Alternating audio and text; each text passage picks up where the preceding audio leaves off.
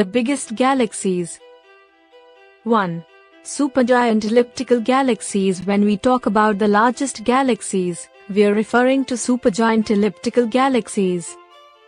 These massive structures are among the most enormous objects in the universe, boasting diameters that can exceed 1 million light-years. 2.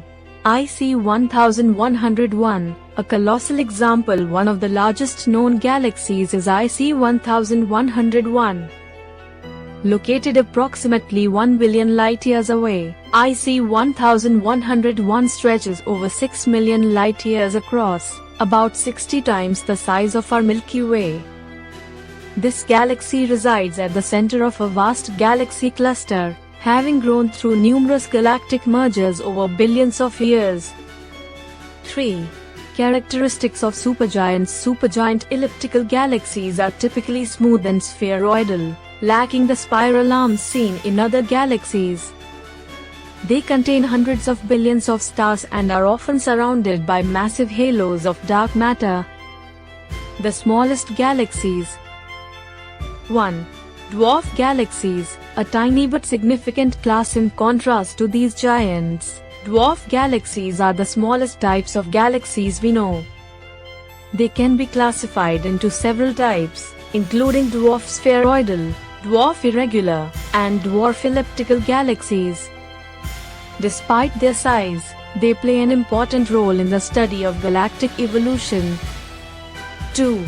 Sagittarius Dwarf Galaxy, a case study. The Sagittarius Dwarf Galaxy is a prime example of a small galaxy orbiting the Milky Way. This galaxy has a diameter of only about 1000 light-years, making it significantly smaller than our galaxy.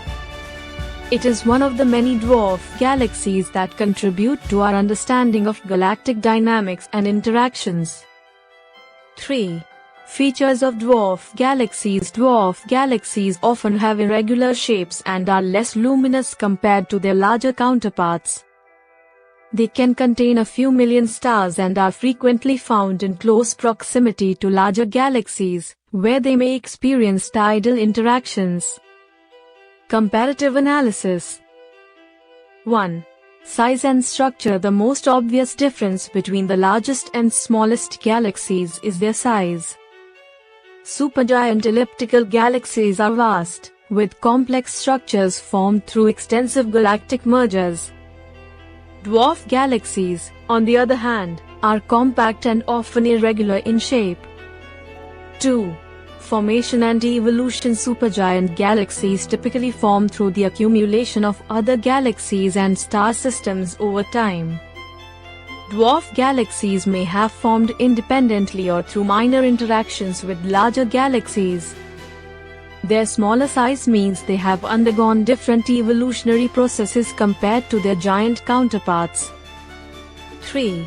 Observational impact. Studying these extremes helps scientists understand the broad range of galactic properties and dynamics.